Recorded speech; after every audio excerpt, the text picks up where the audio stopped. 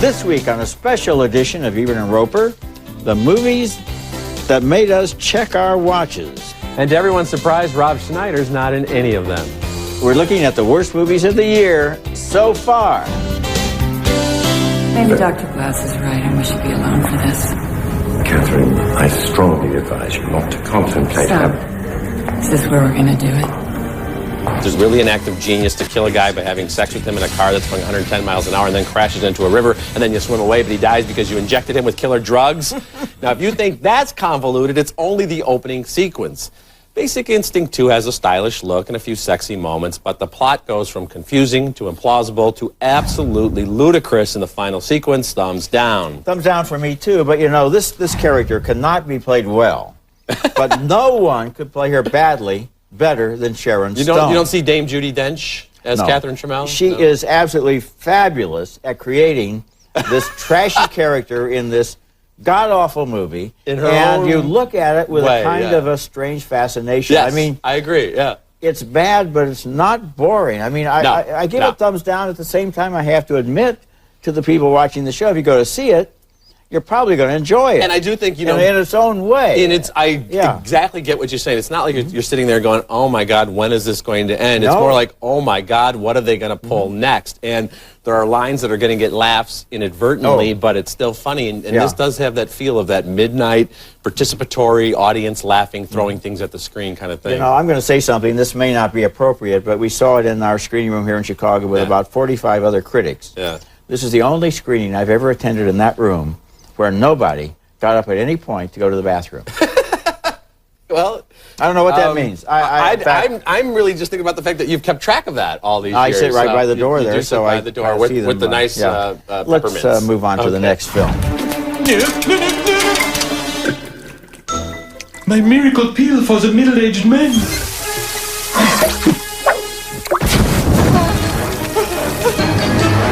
Are you sure you're okay in there? Yes, I am. I'm fine. I'm just getting in the mood for love. And that's Beyonce Knowles, who, along with Emily Mortimer, does a good job of looking beautiful while being mystified by Clouseau's bizarre behavior. And I don't think Steve Martin was the right choice for the Peter Sellers role. If it had to be anyone, maybe Mike Myers. Well, you're right about that. I mean, Steve Martin 25 years ago maybe, but now he's just too sophisticated and too experienced. And what's the point is what you're saying, and I agree with you. What is the point, Roger? Are all the Pink Panther movies with Peter Sellers, have they been wiped off the face of the earth? No, they're available out there. So to me, it's like, well, you know, a bunch of talented people get together and say, well, we're going to cover a bunch of Beatles songs. Well, why? We have the original classics. And they're just sort of going through the motions. We're going through a whole season now of remakes. I mean, Cheaper by the Dozen also has Steve Martin doing films that were done 25, 30 years ago. I think that, you know, from Steve Martin's point of view, it's got to be, I'm going to cash a paycheck so I can do movies like Shop Girl, but they're just not worth seeing.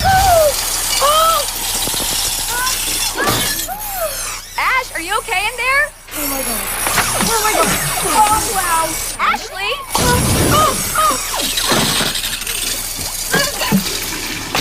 The movie was targeted mostly at young teenage girls, and they may like it just fine. I thought the whole story was completely predictable, took no chances, did nothing new, didn't do any old stuff very well, and was kind of monotonous.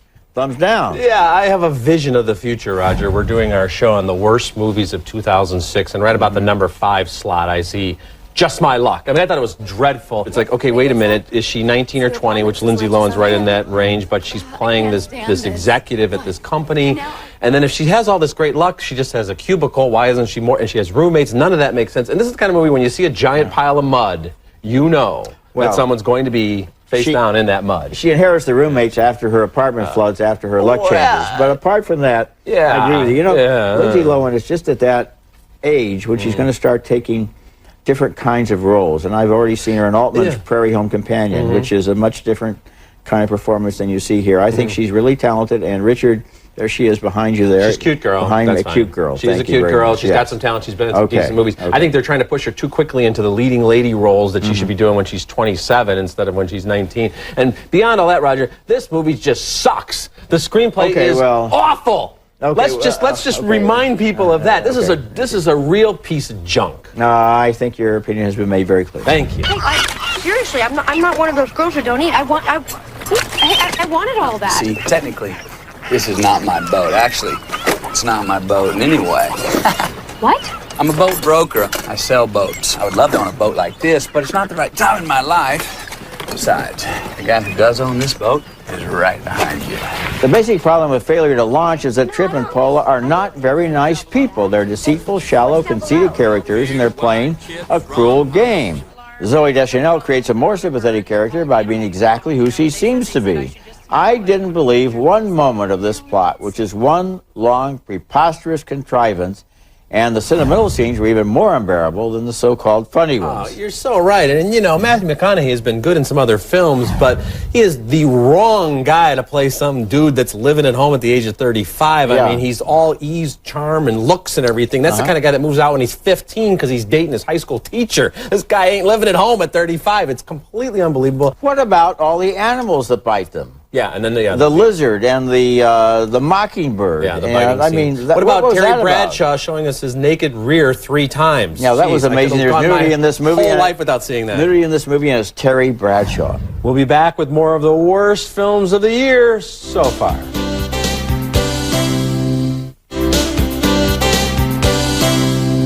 On this special show, Roger and I are looking back at the absolute worst movies of the year to date, and it just so happens there were 2 movies that were so bad they made both our lists.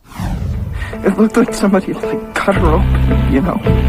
Yeah, and I didn't want to say anything because I didn't want to scare everyone, and I didn't make Mom upset. But I'm telling you, there's something going on. Okay, here's the deal. A family is stranded on a lonely desert road, and the flesh-eating mutants that live in the hills start picking them off in increasingly gruesome fashion.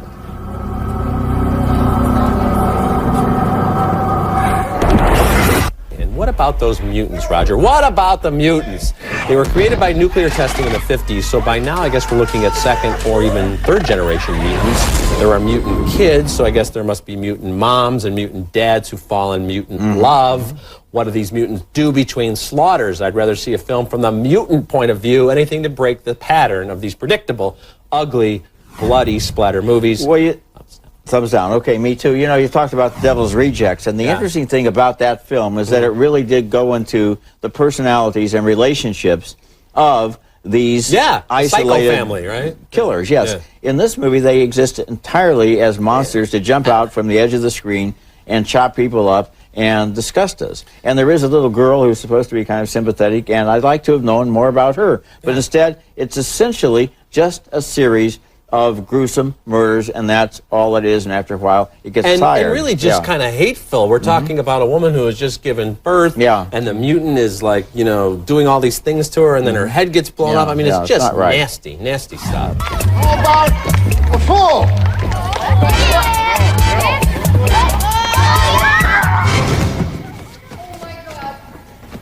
I told you so. Call 911.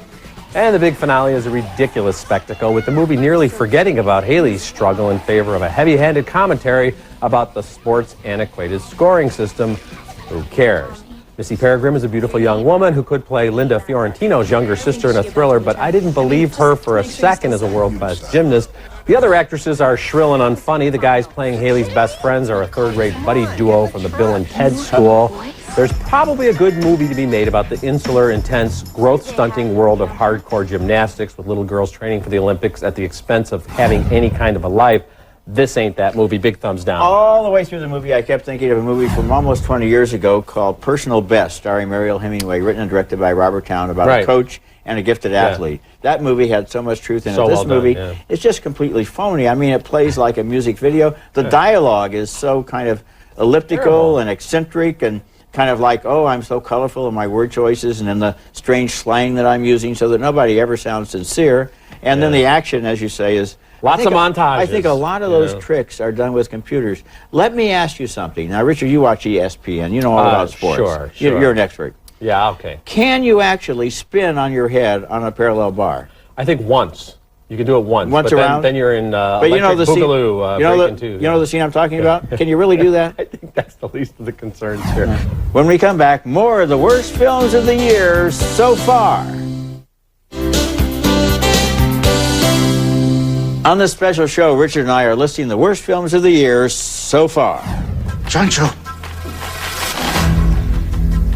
when you are a man, Sometimes you wear stretchy pants. Now, I guess I could see Nacho Libre working as a 5-minute skit on Saturday Night Live, but as a feature film, it's like watching the entire history of an SNL character long after the joke is worn off.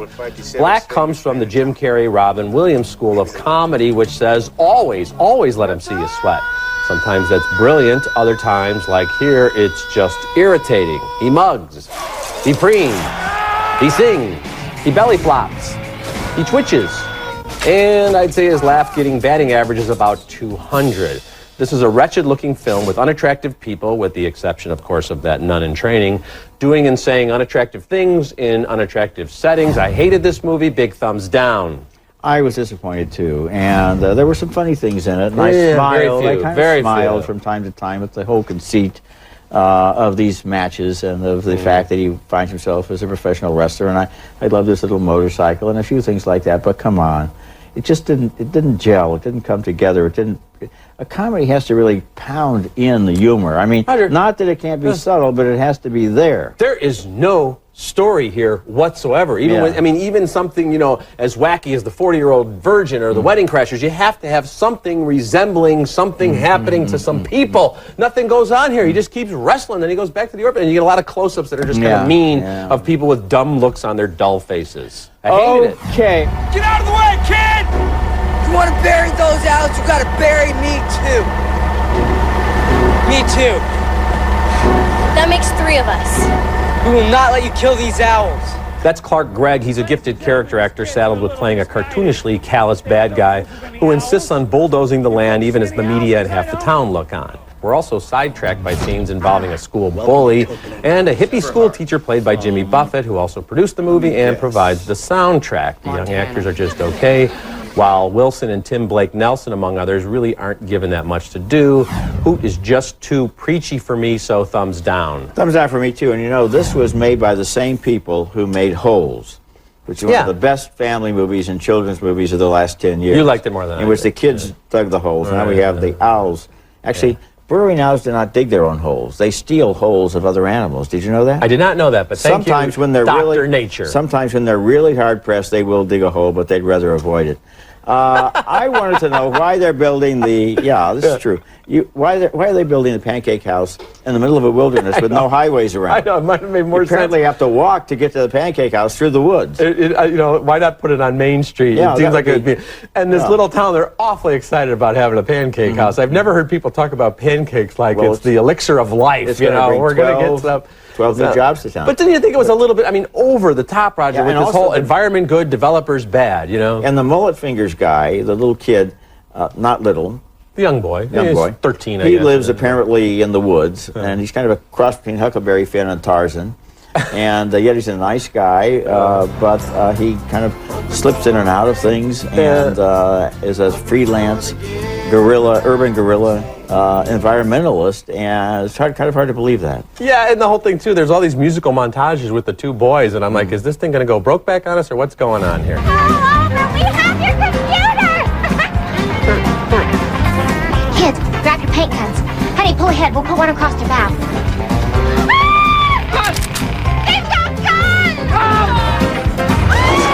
I think at this point, somebody needs to tell Robin Williams that the whole white guy hip-hop routine was played out around 1997. This is my man C. He's small but ferocious. But you dogs, you're hardcore.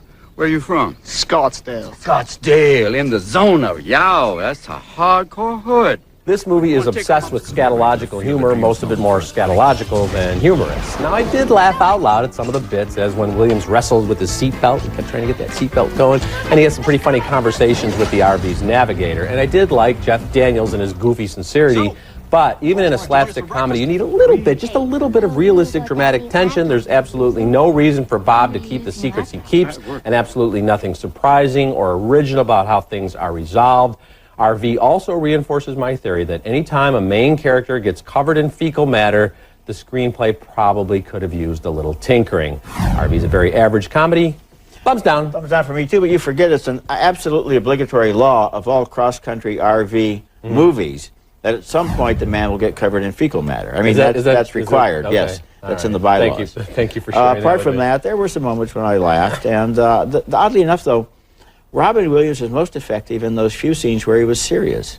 Yeah. Because then I kind of believed him. And in general, it was just a retread of a retread of a retread. I agree. Well, you know, Roger, the setup was kind of good when we saw him with his daughter when she was very young, and she just loves her dad so much, and then she's 15, and she's like a lot of 15-year-old girls. She thinks her dad's an idiot. And there's some funny lines from Cheryl Hines at one point. She's like, we're not friendly people. Why are we going camping? And I thought, well, this is going to have some potential. But once they got on the road, as you said, it's a retread. I did also kind of like the Gornicke family and the way that all 5 of them do that song and dance, country and western act together, and that they bond in that bus as they drive around. You know, I agree. We're not sure if they're in a cult or if they're just really friendly, nice, slightly strange people, and maybe a movie about the Gornickes would have been more interesting. And we'll be back to continue with this special show right after this. And I just feel like every time I see you, it just gets so like weird and chaotic and scrambled, and I can't organize my thoughts, and I can't even express the most basic things I want to say to you. I know, me too. The women in this film are gorgeous but vapid party animals. The men are spineless party animals. They all deserve each other. We deserve to see a film that doesn't feel as if it were written and directed by a 19-year-old who just got his heart broken for the first time. So thumbs down, down, down, down, down, down. Thumbs down for me, too. My goodness, what an ordeal this was, to be in that bathroom, locked in there with these boring people. No, what an ordeal for us to watch. Who are stoned out of their minds and having these meaningless conversations. Who is God? Does God exist? Is there an afterlife? Let me try something on you here. I've never snorted cocaine, so I can't say this for sure, but I'll bet that if you began by being wasted, snorted cocaine, drank and passed out and were awakened by a phone call and went to a party and spent the next 3 hours snorting unlimited amounts of more cocaine and drinking tequila out of a bottle, you would not be able to talk. Yeah, and yet they're able to articulate these philosophy 101 arguments. And that's the other thing, Roger. We don't know anything about these people. This guy, he wakes up stoned. He apparently has a ton of cash because he's buying all these drugs. We get flashbacks in these beautiful houses. We don't know anything about this guy. There's not one redeeming quality about him. I just want his girlfriend to get on that plane and get out of town. His heart was broken. And poor Jessica Biel. I mean, you're right, she should have nothing to do with this guy. He's a complete loser. She should get out of town as fast as possible. The fact that she kind of likes him still is insane. Yeah, well, you know, from her standpoint, the movie should have been called Restraining Order, okay? What the hell? Hey, stop! Be gone, mother...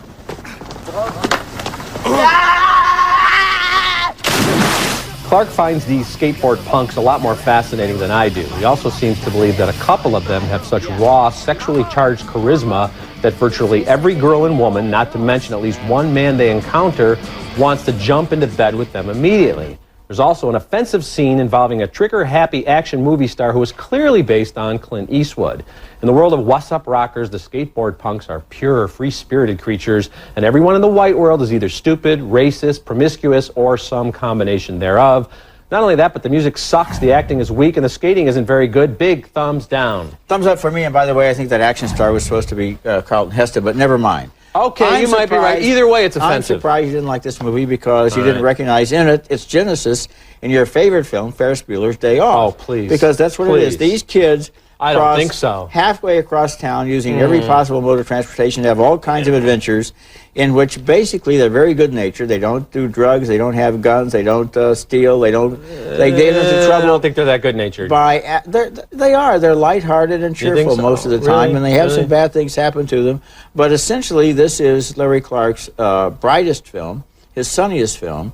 Jeez, and wow. I enjoyed it because I really felt that he was identified with and interested in this teenage culture, not just the boys, but the girls too. Well, first of all, Roger, I find it troubling the way he kind of objectifies these young boys and all these. Movies objectify everybody in them. Yeah, but you got a 14-year-old kid who's supposedly this, this great god. Everybody just wants to throw themselves. No, at him. He's a great god to other 14-year-olds, and that happens. And to middle-aged women, to gay artists, and everybody else who tries to bend them down. I think it's more. I think a better comparison might be to the Warriors. It seemed more like that, like this gang trying to get through the night. These kids roaming through various territories, trying to get home. I think the Ferris Bueller thing is nuts. They're not predators. They're not predators. They're basically good-hearted kids who have a bunch of adventures, just like Ferris Bueller. I'm glad you think those are good-hearted kids. They should come to your vacation home and spend a weekend. How'd you feel about that? I don't think I would have very much to fear from them, to tell you the truth. We'll be back to tell you which of these films are available on DVD in case you'd like to torture yourself with a weekend of agony.